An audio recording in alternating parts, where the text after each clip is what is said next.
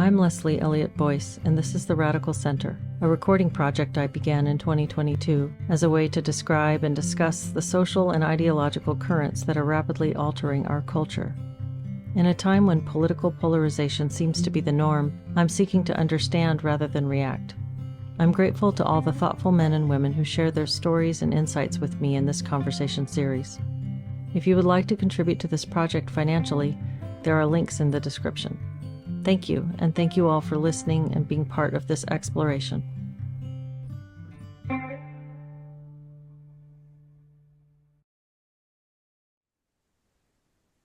Well, today I'm speaking with Sasha Ayad. And Sasha, I imagine most people watching and listening will be familiar with you and your work. You've been really instrumental in developing and facilitating discussions about what's been going on with young people and gender, and providing a compassionate approach to talk therapy that's not that strictly affirmative model that's been so tightly, and I don't know, it's been like it's consumed the profession over the past, 5 years, maybe more. I don't know how long it's been going on. Yeah, maybe 2017, 2018. Mm-hmm. And so, yeah, I'm delighted to have the chance to speak with Thank you you. and hear about kind of your experiences being involved in this world. Yeah, well, I'm really glad to speak with you, Leslie. We had been I remember maybe a year ago trying to get in touch and speak. So I'm really glad to finally be here today. So thanks for having me on. Absolutely. And your podcast with Stella O'Malley has been, it was so helpful in educating me about what was going on in this world as I was kind of confronting some disillusionment about what therapy was turning into. Yeah. And so thank you so much for all the conversations that you've provided people and all the exploration of this topic you've done. Thank you. I mean, we've learned so much along the way too. I mean, I think many therapists like yourself and myself, we were kind of perhaps hoping that our field would be able to take any human difficulty that comes along and help people with it in a way that is compassionate and helps them explore and make meaning of things. And so I think a lot of us instinctively, once we learned like the nuts and bolts of gender affirmation, we're like, I don't know if this is actually therapy. Like, this feels like something different. Like, we could perhaps say this is, a certain protocol for further developing transgender identification. Like, that seems like a legitimate way to describe it, but it's not therapy. It's not at least the way I understand therapy. So when Stella and I have been doing these interviews and having these discussions on the podcast, it is just like deeper and deeper do I feel like, wow, gender affirmation therapy isn't really therapy. So it's if anything, it's kind of confirmed what instinctively I think many of us have felt. Mm-hmm.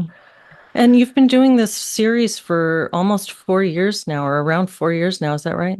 Yeah, that's right. We're actually wrapping up 4 years, and we're shifting gears a little bit into some new projects, both solo and together. So yeah, we've been doing this for quite some time, and it's been really a very enriching experience. And I mean, I've been working in the field of gender identity since 2016. We started the podcast in 2020, around the time of COVID, when everybody was just kind of stuck at home. I think so many people started a podcast then. But yeah, I've been in this world since 2016, and it's been kind of a really wild ride, very troubling in lots of ways. But it's really, I think, if anything, deepened my understanding of human beings and made me a better therapist. Mm-hmm.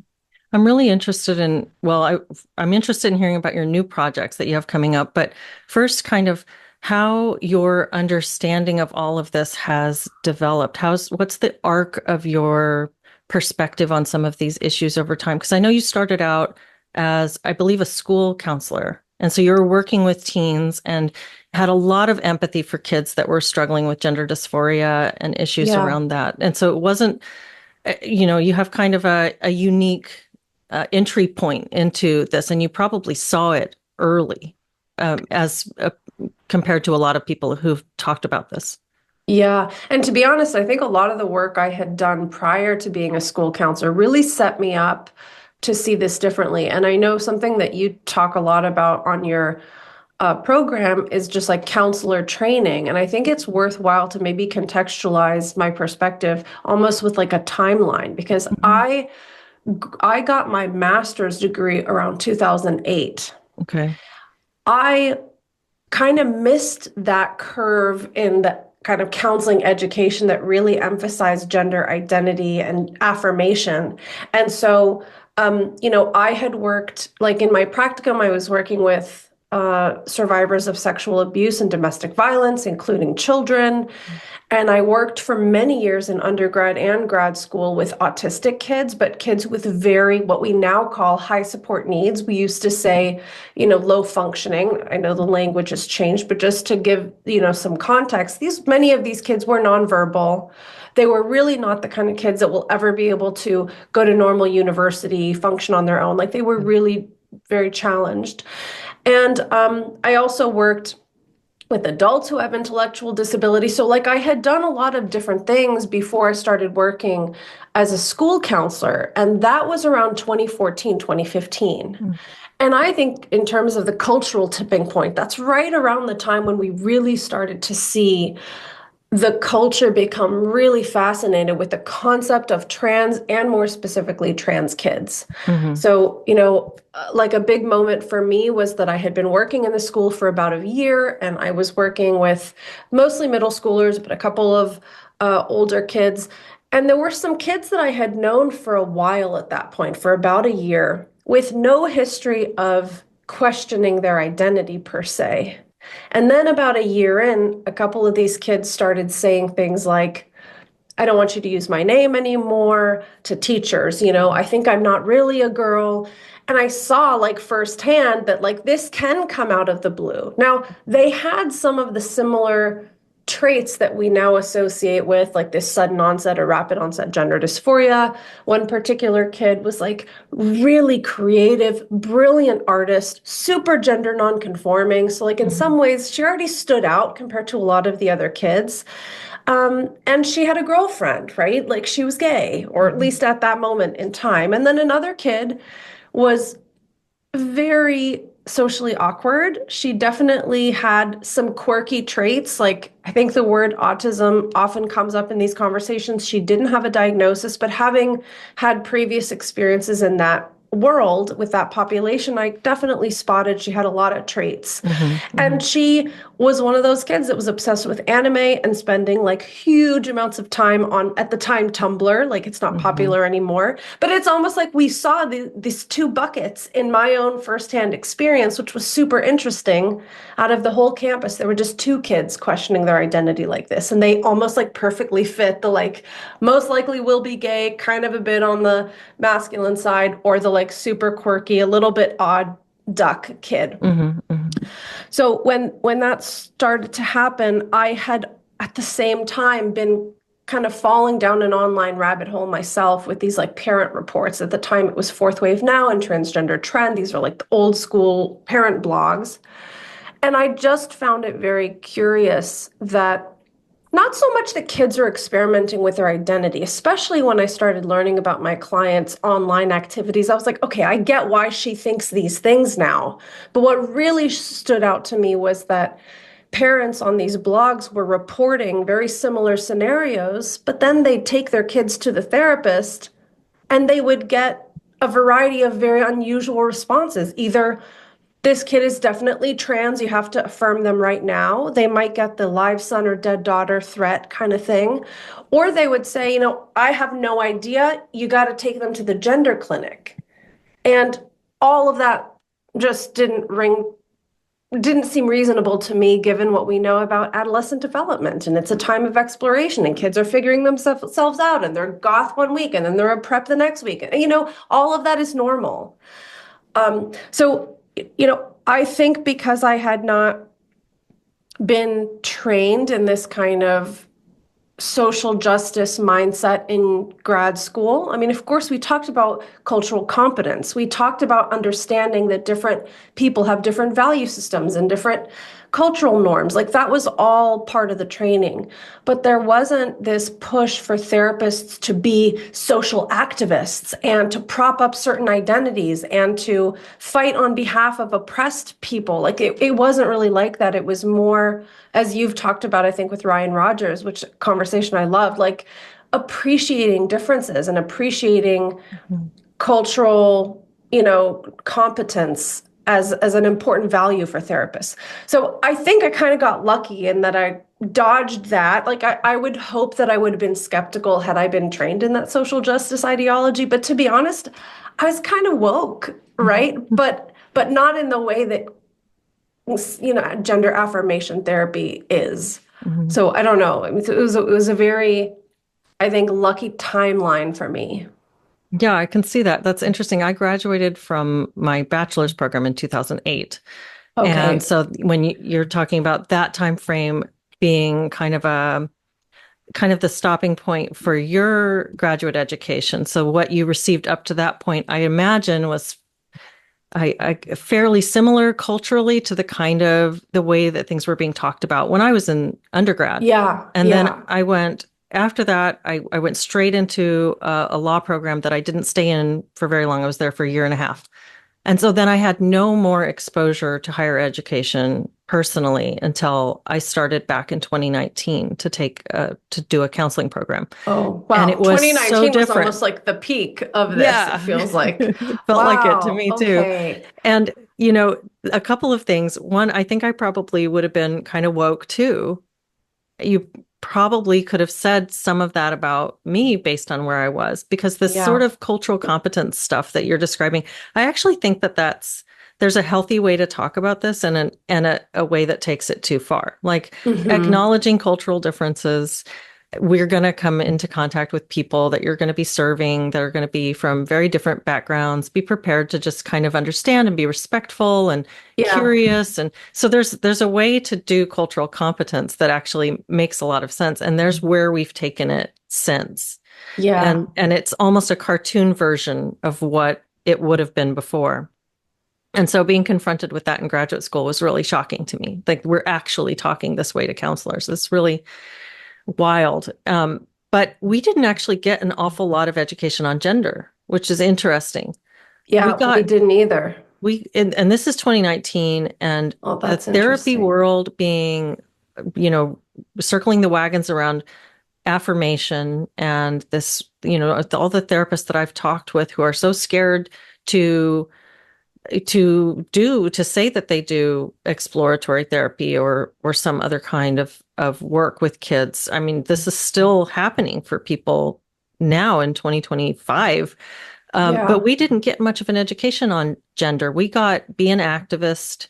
We got a lot of talk about Okay. race and different ethnic things. There was this real focus on BIPOC versus white, a little bit of LGBT, but not very much. And in my human sexuality course was just kind of like they showed us some videos on trans. They showed us some documentaries, and that was kind Okay. of the extent. And then we were prompted to have discussions. And so, interestingly, I don't know exactly where some of this is coming from. And I've wondered about that. Like, how are people absorbing this? Because I don't know if they're being sat down in classrooms and told explicitly, this is how you're supposed to treat these issues. Yeah, it's interesting. I don't know. I mean, I do get the sense that, and maybe this is just my own bias because I do focus in my work a lot on the impact of our online world. But I do think that, you know, like Instagram mental health and real therapy has really like merged. And I'm not picking on Instagram specifically. I just mean this kind of watered down memeified version of like what a therapist is and what a therapist is supposed to do. And frankly, I see some of these, accounts and I hear about people's experiences in therapy, both related to gender and totally unrelated to gender. And I just think, wow, this is quite watered down. Like that's the best way I could put it. And of course, some of it has this really intense social justice angle. But I do just get the sense more broadly that the quality of really depth-oriented therapies is not there. Mhm. Mhm. Yeah, one of the things that I've wondered you said that you've done a lot of work on online worlds and how this is shaping people's social realities. And I wonder how much pornography is impacting some of the gender issues that we're seeing with young people, because we know it was around, what, 2005 to 2008 when Pornhub and some of these streaming sites started. So this was the advent Hmm. of unlimited online streaming pornography. And since then, we've seen the average age of exposure for children go down to about 8 years old. And so kids Yeah. are now seeing content that is really graphic and really extreme, often before they've had any inkling of desire or romance in their own lives, way before that. And so, what that might be Hmm. doing to young Hmm. minds, I can imagine it does a lot of things, but I've wondered what Hmm. the relationship is to gender and gender identification. Do you have any thoughts about that? Yeah. Just based on my clinical experience, what I've seen is that the initial exposure to pornography that is, I mean, it's hard to talk about this, right? Because the word pornography can denote so many different types of images. Right. And I mean, part of me was inclined to say like not age appropriate, but like that in and of itself is a very fuzzy way of, trying to describe porn and age. But like young kids being exposed to incredibly graphic images that terrify them, right? So Mhm. let me just qualify this with each of us has a personality and different kids are resilient in different ways. And so there might be two kids who come across the same quite graphic material. And for one of them, they'll feel like whatever and never think about it again. And for the other kid, it's like burned into their brain. So we have to kind of think about individual traits here. But in my experience, sometimes this initial exposure can really begin like a snowball of anxiety around their body, around relationships, around intimacy, around sexuality. And I think it can kind of derail that like healthy development. And I especially think that's true when we are exposed to things in the absence of other healthy mitigating factors. Okay, so for example, if there's a kid who has otherwise healthy friendships and lots of people in their real life, and they maybe also have a girlfriend or boyfriend, and they're starting to dabble in that kind of intimacy, and they come across these images, it may not have the same damaging effect on them compared to a kid that's super isolated, has not a lot of contact in real life with real friends. Mhm. And then they see images like this, and it becomes like their entire conception of like what sexuality looks like, right? Without Mhm. a friend to talk to about like her boyfriend and what happened with them or vice versa. So Mhm. I think that those contextual factors matter a lot. And, that's not to downplay that this is, it can be very destructive. I just want to always add kind of context to it because I think some parents, like I work with a lot of parents whose kids are gender questioning, right? And what I often encounter, understandably, is parents who will say, so when our daughter came out, we started wondering, has something happened to you? Like, did someone do something to you? Did Mhm. someone, and they suspect like some trauma might have happened. Did you see porn? Did you do this? And those are Mhm. totally understandable because for sure, sometimes the answer to those questions is yes. Mhm. But sometimes it's actually not even that pinpointed of a thing. It's more like little incremental moments in her life that caught her to question things or whatever.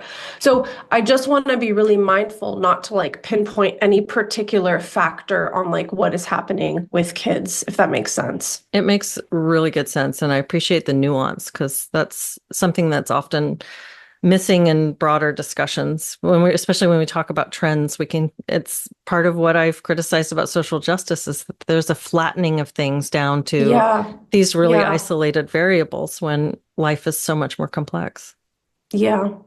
And I mean, I've even had cases where like if a young person, let's say a young person who's a bit older, 16, 17, 18, is viewing, pornographic images that aren't specifically violent or something. Even the relationship they have with that behavior matters, right? Like Hmm. if it's a compulsive behavior that they're doing 10 hours a day and they keep beating themselves up and then going through like a shame spiral, Hmm. that's very different from a kid who doesn't treat it like a huge deal. They don't have kind of residual emotional trauma from it per Hmm. se. Hmm. And they engage with this behavior a little bit here and there once a week and move on with their lives. So, like, all of this is really, it has so much to do with individual factors. Of each person that we're thinking about. And that's why I think therapy has to be individualized. You Hmm. really have to take the time to get to know, for you particularly, what's going on with the porn, for example. What's Hmm. going on with relationships? What's going on with your restricting your eating? Or what's going on with your parents? Like, every individual is going to have kind of a really different set of, personality traits and environmental factors. So that is really what's lost in the gender affirmation model, because it's so one size fits all. It's like, Hmm. if a client says they're trans, this is what you do as a therapist. Hmm.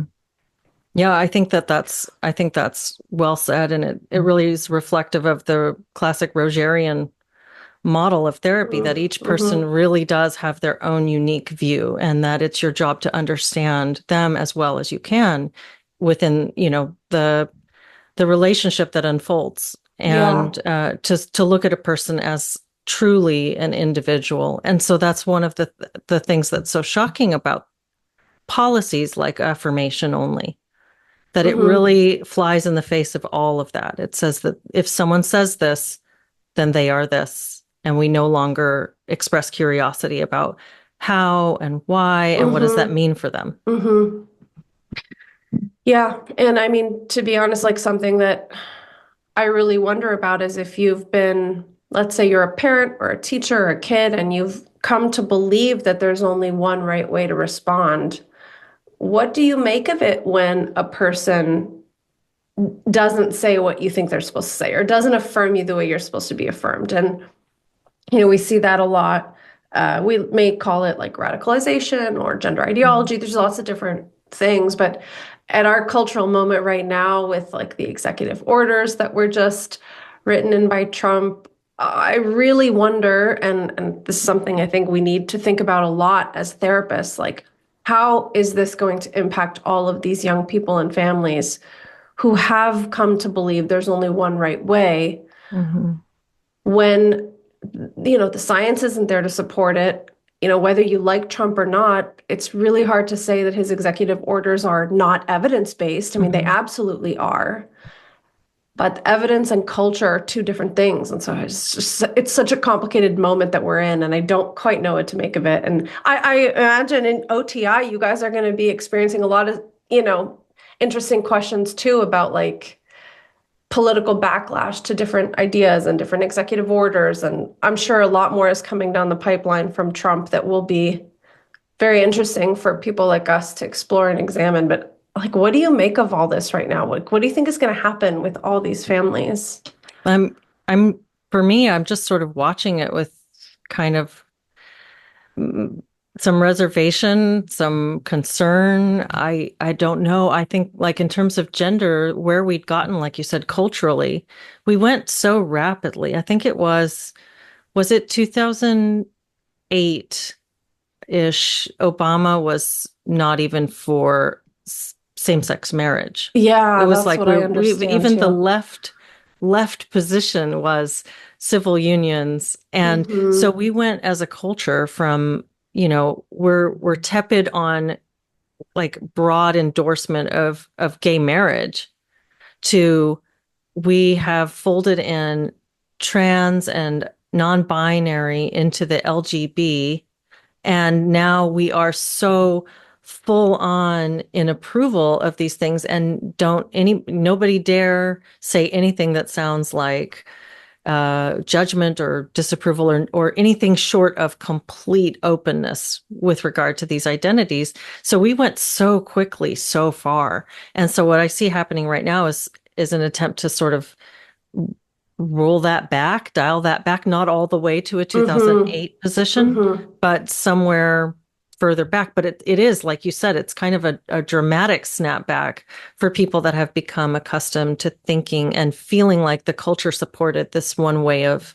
looking at the world. And there's a controversy even in saying that trans or non-binary has ever been a part of LGB, and Yeah, but totally. it's just, in terms of Yeah. like how we experience sexual identity and sexual morality as a culture shifted.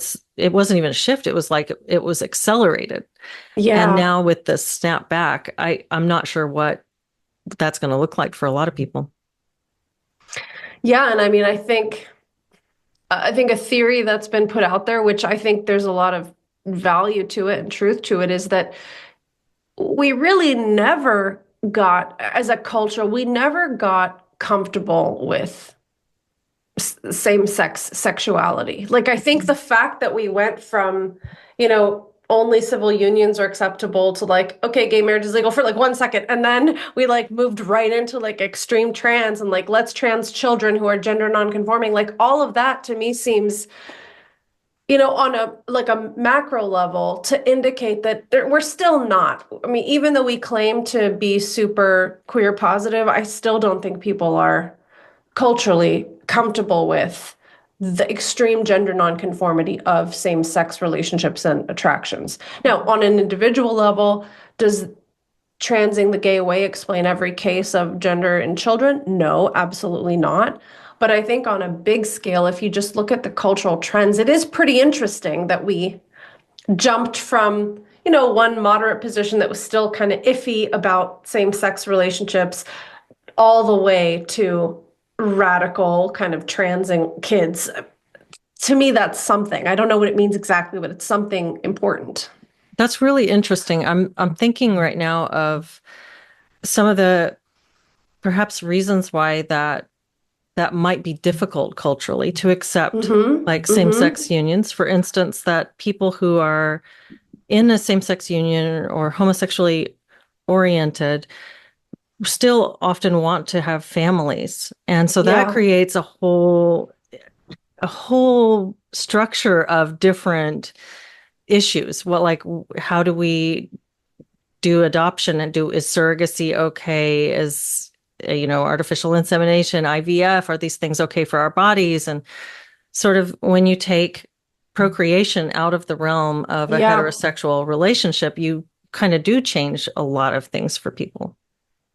Yeah. And I would say including in straight couples. I mean, if you take Right. procreation out of heterosexual sex too, there are all kinds of downstream outcomes, let's say, whether positive or negative is that's a very interesting question. But yes, I think it's true. And if we just think about it on a purely biological level, if somebody's same-sex attracted and they want to make their life partner a same-sex partner, then perhaps there's a way of looking at that and saying, well, if this is what makes you happy, there are perhaps other things that may not be in the realm of possibility for you, but that's a perfectly fine decision Mhm. to make.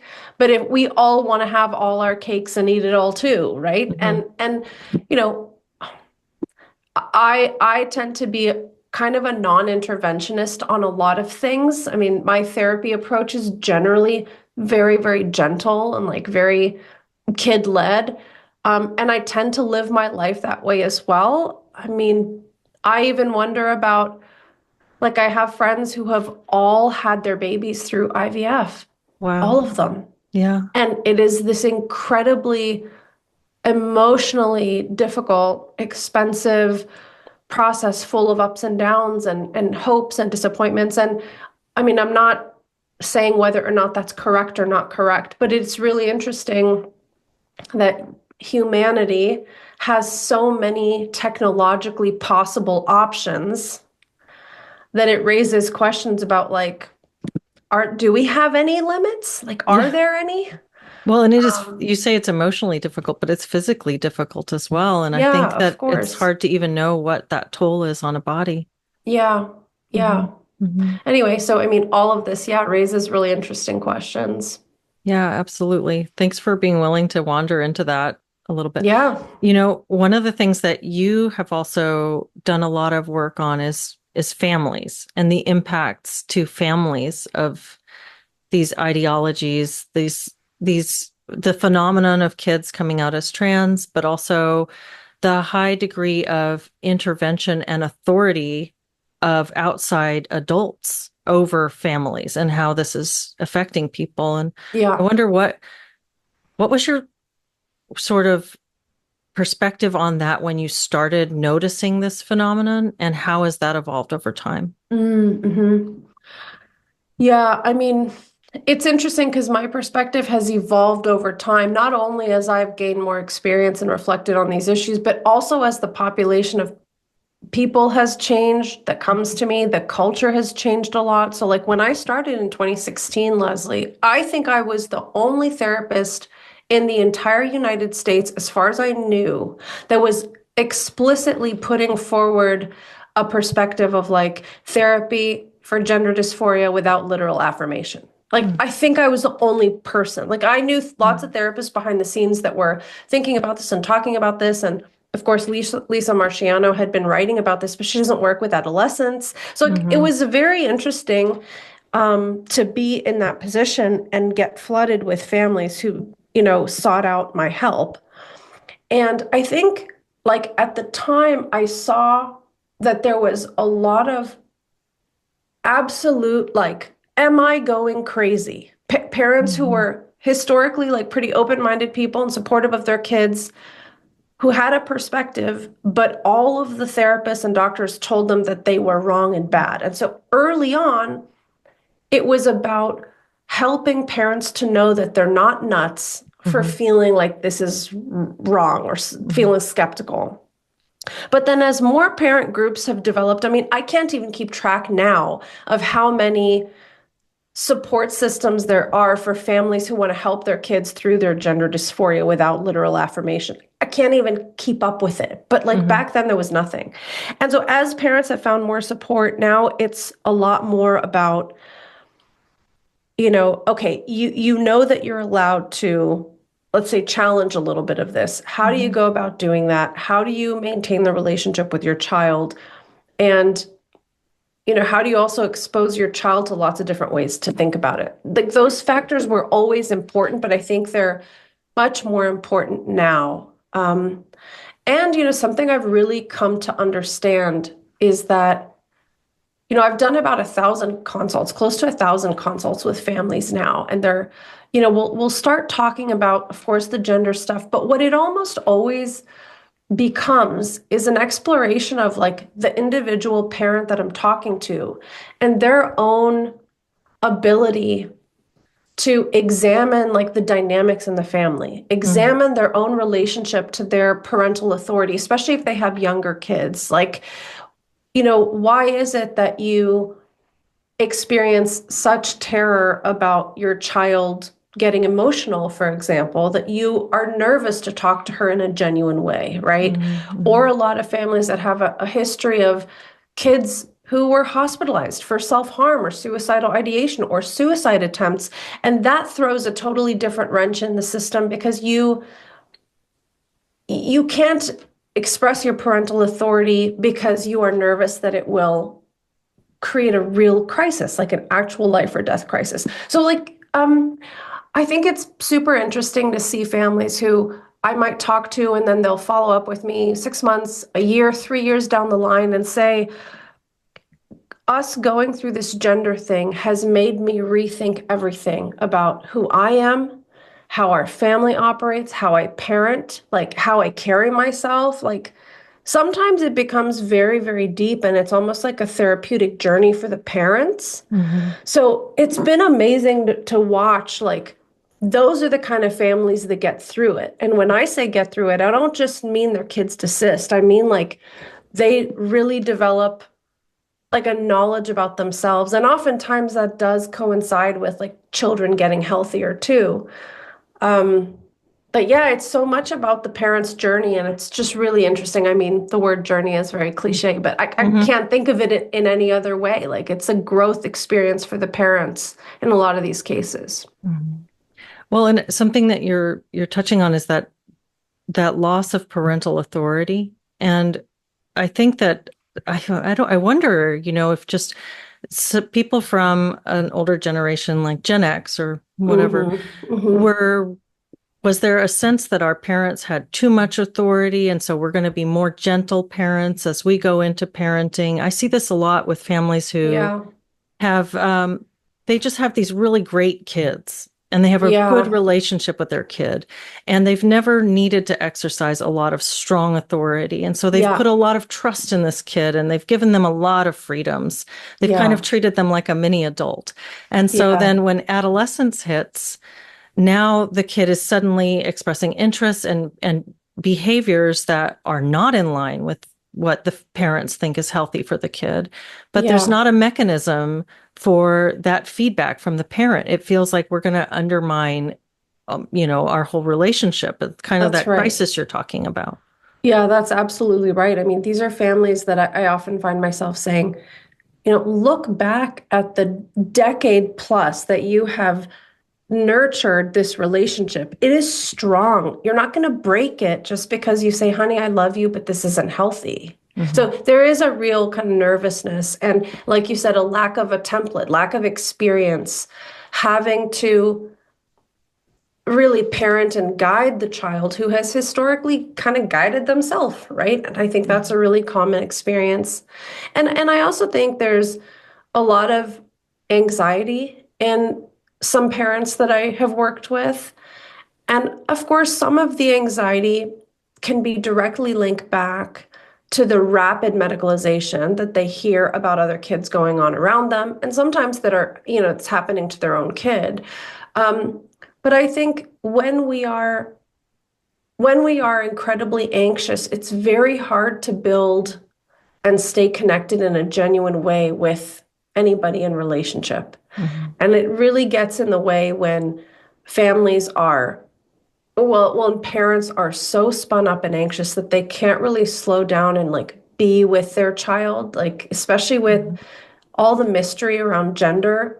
There's a lot of families who are trying to figure out what my child is thinking. What does she mean when she said that? And so that makes it hard to stay individualized again, right? Like we have these categories and buckets, and like this is what the ROGD child is looking at on the internet, and this is what they're hearing Mm-hmm. from TikTok.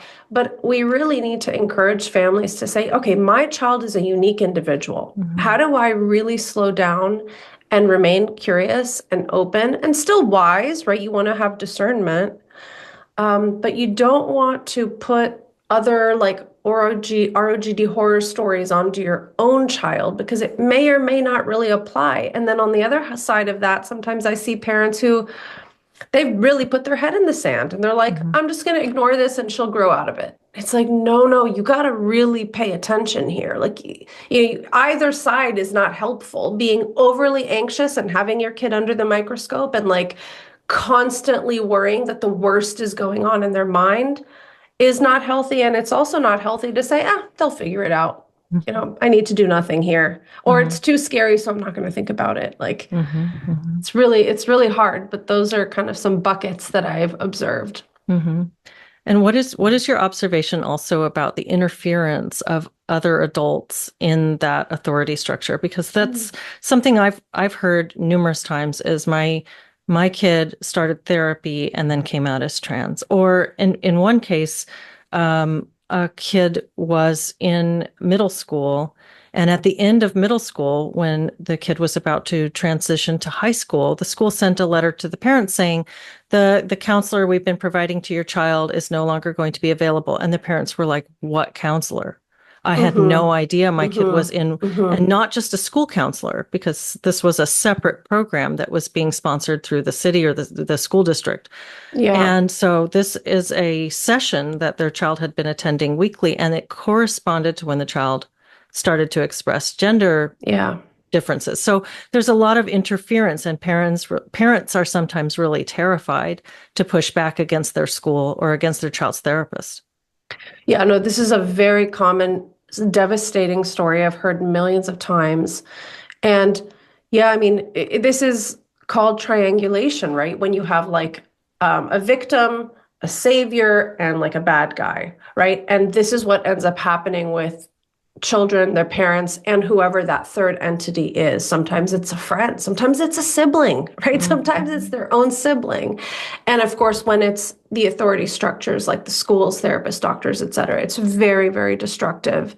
And I understand why parents are hesitant to push back, but I think that's exactly the kind of example of like, if ever there was a time when your parental authority has been called on, now is the time. Like, this is the time to shore up or discover any assertiveness that you have to fight for your child. Because, I sometimes refer to this as competing attachments, Mm. right? So if you think about the parent and child relationship, it's an attachment bond. And usually it's quite strong in childhood. And then during adolescence, that's when kids, end up becoming more attached to like their peers or even some online celebrity that they like watch 24 hours a day. Like lots of things can become competing attachments, and so can a therapist. Mhm. And so I think as therapists, we have to be very mindful of that. Now, obviously, people like yourself and myself, we are kind of on the side of parental authority, just more broadly as a principle. But when you have a parent, or sorry, a therapist who believes that the parent's refusal to call their kid a new name is abuse, Mhm. you are in a real hot water if you can't, you know, be mindful about whether or not this relationship is going to hurt or harm my child. And it's really the parents who has to kind of step in here and figure this out. Now, understandably, some parents hear about horror stories where like a CPS gets involved or something like that. And on one hand, I think it's important to highlight those experiences because they tell us just how absolutely off the wall this whole gender thing has become. However, I get really concerned when parents like terror read on the internet all day because more likely than not, that's not going to be the case for you. Like Mhm. those are rare cases and they make the news because they're so crazy and shocking. So, I think families really need to think like, okay, within the parameters of this school relationship, for example, what can we do? Can we sit down and have a conversation with the dean or the principal or the teacher and present, an authoritative and loving perspective? So, I mean, I'm happy to talk through some examples of that if you want, but if a family is in that situation and they feel too scared, I want you to know there's a lot more within your power than you probably think. And if you realize that the school is absolutely not going to work with you, then maybe that's when you look for a new school. But I don't want people to be paralyzed by terror and then just allowing the child to get swept up into this Mhm. wave of, ideological and unhelpful thinking. Yeah, I think that's a really helpful point. That the sort of terror reading or doom scrolling Yeah. through worst case scenarios can really help a person exaggerate the potential outcomes. But it does feel it is a very destabilizing experience to find that your child has already socially Yeah. transitioned at school, that your son is using Yeah. a girl's Yeah. name and girl pronouns, and all of his friends are on board with this, and his teacher is on Yeah. board with Yeah. this. Oh, So, yeah. Totally destabilizing and, mhm, and devastating. mhm, mhm. Yeah. Yeah, and one of the things that people have been rightly speaking a lot about is the impact of social transition, that the social Yeah. transition it's not necessarily just a harmless, Yeah. kids are experimenting sort of phase, but there's such a gradient to how this is I done. Like know. we know girls who still present themselves as very feminine, but like to use a boy's name, for instance, and want to be called he, and Hmm. all the way to people who are really trying to demonstrate a gender identity, in every thoroughly throughout aspects of their life. And Hmm. so, what are your thoughts on?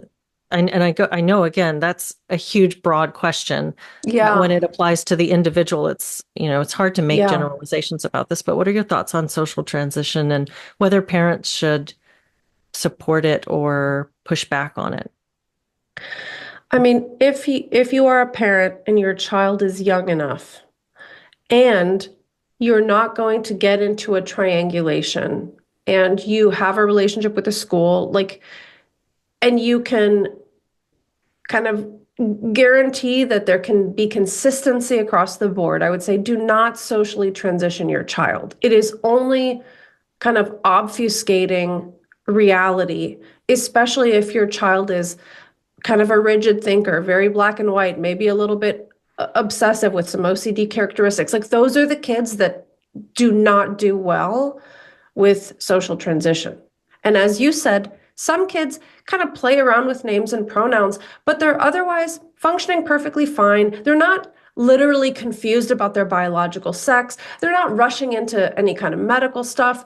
And some of them like play with it and then let go and move along with their lives. So, again, I don't want to say that this is going to be detrimental in every case, but if you can err on the side of caution and you can avoid the social transition, you should. Mhm. And I think it's important to say, look, honey, like expressing yourself and playing around with your aesthetic or your look or your style, absolutely. But if your goal here is to try and pretend to be somebody else, and that makes you very self-conscious, and then you start hiding your body, and then you can't go to certain places, or you're not, that is closing off options in your life rather than expanding options in your life. So Mhm. I think many times social transition functions that way. And a lot of parents that I work with will say, she was so distressed, and she said that when we call her birth name, it just feels like stabbing her with a million knives, and we were heartbroken. And so we thought, of course, we'll call you whatever you want, sweetheart. But then within 3 weeks, the needle moved, and Mhm. now she wants puberty blockers. Now she wants a binder. Now she wants to change her whole. So parents just have to be aware that it is often like step one in a cascade of things that could just escalate. Mhm. Um, and, you know, I maybe we can kind of think through this in the context of my new project, but I've been thinking a lot about how gender, I think, is supposed to be understood as a metaphor. And instead, society has turned it into something literal. Mhm. So, I think about a non-binary identity, for example, right? And there are different ways we could look at it. You could have some people say, that's so freaking ridiculous. There's not even such a thing biologically as a non-binary person. Like, okay, that's a kind of a critique of it. Then there's also the people who take it very literally, like, I'm literally male nor female, and it's because I associate with things typically associated with, like, you could do the whole gender ideology mind pretzel, Mhm. but I think it's a metaphor. Do you ever feel like you want to crawl out of your skin? That's a metaphor. It doesn't mean you're literally supposed to peel your skin off. Saying you're non-binary just means I just don't fit in with any of these people sometimes. And sometimes I fit in with those people and sometimes those people. It's a metaphor, right? So I think if somebody, for whatever reason, is, socially transitioning their child and the child is holding this in a metaphorical space, I think it could be fine, but that's not what's happening.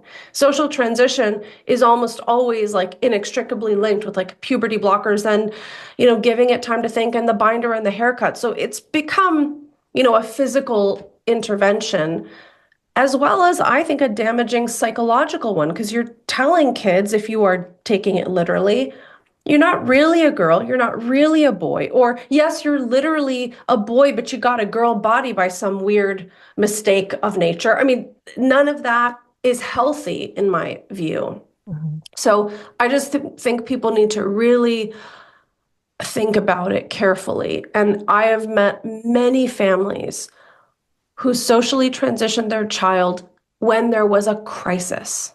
And it's so important for people to understand that, because when you're in a crisis and your kid is really, you are worried about whether or not they're going to make it through the week, you'll do anything that you believe will take the heat down and get your kid stable. And so I Mhm. really want to say, like, I empathize with anybody who has gone down that road as a crisis intervention strategy. Mhm. And many times they realize 6 months in, a year, and oh my God, this is just getting worse. Like, we Mhm. got through the crisis, but like this is not actually helping my child to thrive.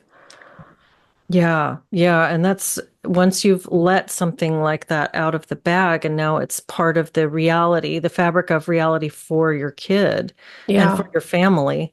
Yeah. How do you help families walk that back? Like if they've really let go of a lot of their authority, or this is really entrenched in the child's life. Maybe the parent had no idea and didn't even realize Yeah. Yeah. how much Yeah. this was a part of their child's social structure.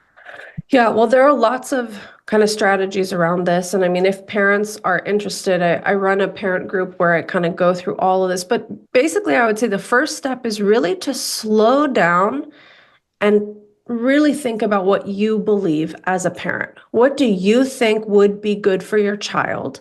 And give yourself permission and freedom to think about all the possibilities. Don't worry about what the school says or what the therapist says. Just really reflect on this yourself. Mhm. And you have to get grounded in that so that you can act in a confident way. Like the tone and the attitude is almost more important than the specifics. Like I can say, okay, well, fire the therapist, do this or that, but you have to be able to execute these steps in a way that feels confident and loving. And like, as your mom, as your dad, my job is to look out for you long term and short term. And so I'm really sorry. You're allowed to hate this, but we're going to be making some changes, Mhm. right? And I think a lot of times having honest conversations with kids, especially if they're, in their teen years, we made these decisions when we thought that was the best idea for you, Mhm. but we've learned a lot more now, and we no longer think this is good.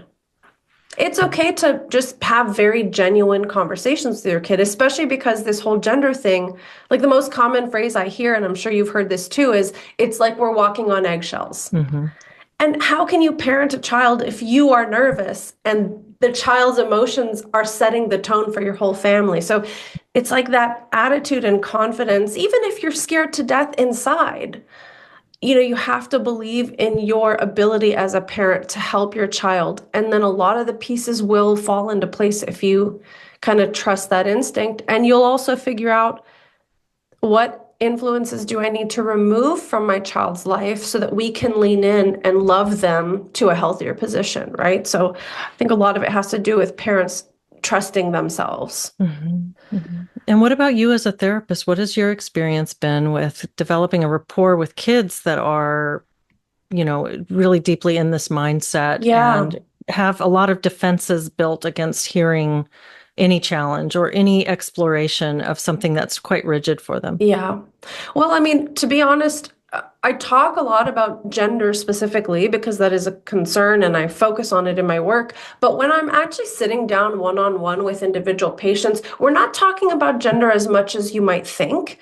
And I mean, I have a very small caseload because I do a lot of parent support too. I mean, I would say almost the majority of my work now um, is focused on parents, and I have a small caseload of kids that I see regularly. But when I've been onboarding new clients to my practice, I explain early on that, first of all, I'm their therapist, not their parents' therapist. So they have to decide if this is a good fit for them.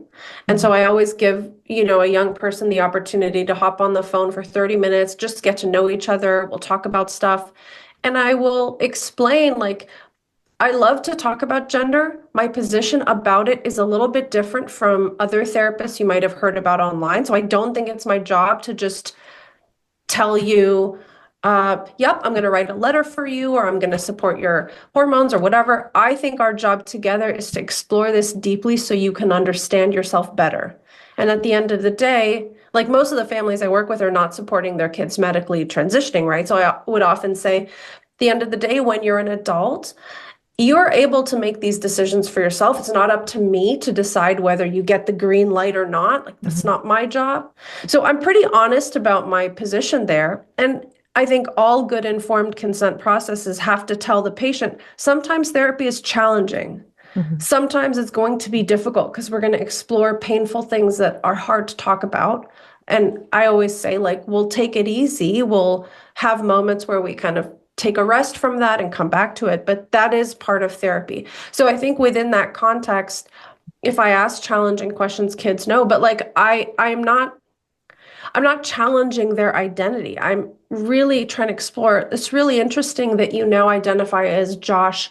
What were you like when you were identified as Jane? How are Josh and Jane different people at school? So like you Mhm. can ask questions like that without saying anything very inflammatory. So, I really developed, like I said, it's a very non-interventionist approach. And I want to say too, like, different kids will resonate with different things at different processes or at different stages in their process. Mhm. So there might be kids who really would benefit from a much more directive therapist that Mhm. says, I've assessed your case over the last few weeks and I don't believe you have gender dysphoria at all. I think you Mhm. have body dysmorphic disorder. For Mhm. some kids, that's exactly what they need to hear. And so that's why it's so important for people to understand, like, there's no magic perfect therapist. There's a good fit for your Mhm. child. Mhm. But that is my approach. It's very, very gentle and it's very exploratory. Mhm. It sounds like it's very like fluid and trying to keep out of power struggles. Like Yeah. it's really important not to lock into something that offers a position of resistance so that Yeah. you're just maintaining that curiosity and that flexibility in your dialogue. Yeah. And sometimes, of course, in therapy, there can become lots of conflict, especially Mhm. depending on the patient and how they orient themselves. And so there are times in therapy where you have to call out, like, I think you have a completely warped perspective on what you just said. I don't think that's right. And of course, there's Mhm. conflict. But you asked about kind of like building rapport with a new Mhm. patient, and Mhm. it tends to be a very kind of gentle and exploratory place. And of course, you save the real challenges for later. You don't go in guns blazing in a new therapeutic relationship. And how do you handle the tricky issue of pronouns and names? Do you have a sort of Yeah, policy for have a that or system. yeah. Yeah, you do. Yeah. Well, in actual one-on-one therapy, you almost never, ever, ever need to use pronouns. Because if I'm talking to you, I'll just be like, how was your day? Like, what's been going on with you? Do you remember what we talked about last week? Whatever. But when it comes to sometimes I have meetings with the adolescent and their parents, what I tend to do is just use the adolescent's name and then refer to parents kind of as like the third party. So I also, by the way, about names, um, last kind of group of kids that I onboarded, I asked them if we could find a kind of different third name so that we had a neutral space to Mm, explore. mm, And so, here in America, it's not that weird to use a kid's last name. So sometimes I'll use a kid's last name or we'll abbreviate like the first letter of their name. So I have found kind of various ways. And all the kids I've worked with have been fine with that. That's not guaranteed to be true. There may be mhm, kids that say, no, my new name is Asher and you have to call me Asher. And if that's the case, I think each therapist has to decide like what is going to facilitate this work together. mhm, But if I'm speaking with an adolescent and their parents, like if it was yourself, I'd say, okay, mom and dad, thanks for joining us. So Leslie and I have been working on social relationships, and you want to tell your parents a bit about. So I'll do it mhm, that mhm, way so mhm. as to avoid using pronouns in front of parents. So people do have to become like language ninjas a little bit in this Yeah. world. Yeah, it I'm does feel sure like you're you've doing seen that a lot. gymnastics around that. I Yeah. love the idea of the neutral third name. I love that. That's brilliant. That's a really great idea because it's a space of openness and creativity and Yeah. acknowledges the sort of experimental aspect of adolescence.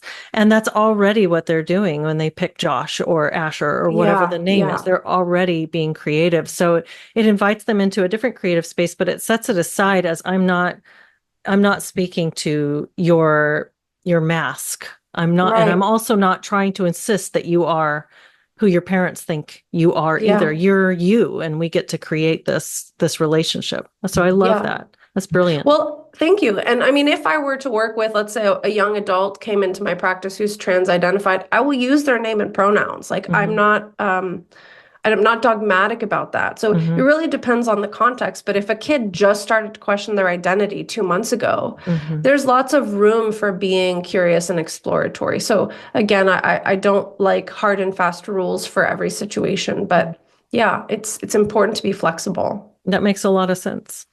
Yeah. So before we go, I know we're getting Okay. close to an hour. I really want to hear about what you're working on, if you have time to share a little bit about Sure. your upcoming projects. Sure. I mean, we've already touched on it a little bit, but I am launching. So, Stella and I are wrapping up the podcast, and I'm launching a new YouTube channel called The Metaphor of Gender. And I'm going to be discussing some of the things we've covered today.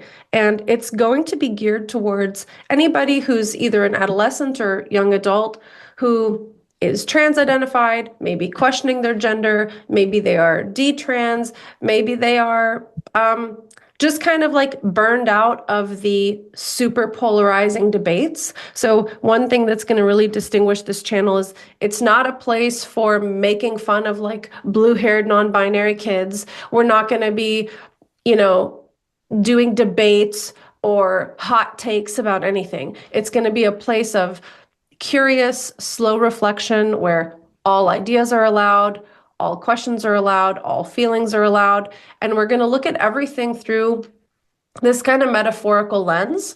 I hope that this channel will also help young people who are kind of questioning their identity to have practical ways to live well in the real world. You know, a lot of this gender stuff is very theoretical and it can sound really good in your brain or on paper or on the internet, but then you go out in the real world and you experiment with things and maybe it doesn't turn out to be as successful as you thought. So it's going to be about really giving space to these questions that is not condescending and also not slogans and dogma. We know that a lot of young people, they're trans identified, but they think that trans activists are like really weird and they're out there. But they also don't like the way, perhaps in the gender critical spheres, people can be hyper rational almost without a lot of room for some of the weird wishy-washy emotional experiences that people have that don't necessarily fit into like language categories and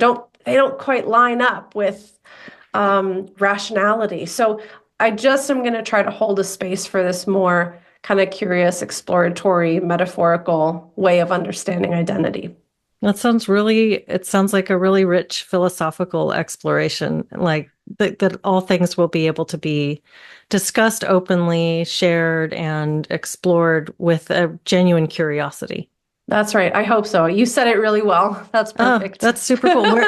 Where can people find that? Do you have a web page or is it a YouTube Not yet. URL? Not yet. So, I Yeah. mean, right now, I would say if anyone's curious about that, they should definitely follow my Substack. I kind of update readers once a month on what I've been doing, what upcoming projects I have. So that's probably the best place to go. And again, launching in April. So I'll have some updates as we get a bit closer to the spring. But thank you so Awesome. much for asking me about it because I'm really excited and I've been working on scripts all day and I'm just really looking forward to it. Well, it sounds really important because I think a lot of attention has been spent on what is the problem and understanding, defining the problem. But at this point, there's been a lot of dialogue about that. And so it feels really good to have sort of a solution focus and sort of a forward focus. Like, where do we go from here? Yeah. Something productive. Yeah, I hope so. I mean, I want it to be really practical and usable for young people who, you know, like so much of the internet right now, especially the debates, are about trying to tell the other side that they're wrong. But there aren't lots of places where young people can go to figure out, well, what can I try that isn't this pure affirmation? Or what can I try that isn't this like particular brand of feminism or critical analysis? Like, what can I try that feels good for me? So Mhm. I hope that this can be a place for that. And what is your Substack? Can you say it out loud, the name of it? Sure. I think it's just sashaayad.substack.com. So Okay. it's my full name, Sasha Ayad. And if you Google me, everything will come up pretty quickly. I'll put links in the description of this as well so people can follow them. But any other place you want to mention that people can find you online or any recommendations you want to offer? Oh, that's a good question. I read a really well. I guess I should plug myself. I'm really bad at that, and then I'll plug this other person after. I have a YouTube channel that I make a lot of information for parents. I'm also on X, which I'll share links with you. You can put it on there. And I actually read this like beautiful essay called "Why I Stopped Using They Them Pronouns After 13 Years." Mm. It's by an author who I'm forgetting her name now, but she really gave this very nuanced exploration of her own journey being in like the queer community and how using non-binary pronouns was able to kind of signal something in her subculture and realizing that maybe we're not supposed to take something from our subculture and impose it on all of society. And it was a very Mm. interesting point that I haven't heard many people talk about, and how she started thinking about the value of having people like her that are she, her, and kind of expanding the concept of what a she, her is Hmm. rather than focusing on these other labels. So it's really beautiful. And I just love how it's so respectful of non-binary identities while still being reflective and, you know, and principled in a way that she ended Hmm. up like, I want to be a she, her, and be all of these unique things at the same time. So I recommend it to anybody who's likes that kind of more nuanced perspective. No, it sounds fascinating. And if I you want to will. send me the link, I'll put it in the description as well. Yeah, Thank you I'd so love much, to. Sasha. It's been really great speaking with you. And I encourage everybody to check out your work and follow what you're doing. I'm sure that most people who will be listening to this already are, but if you're not, your content is fantastic. So thank you so much for Thank sharing your you, time. Leslie. that means a lot to me because I gobble up everything on your channel and I love what you guys are doing with OTI as well. So thank you so much for having me. Awesome. Thanks, Sasha.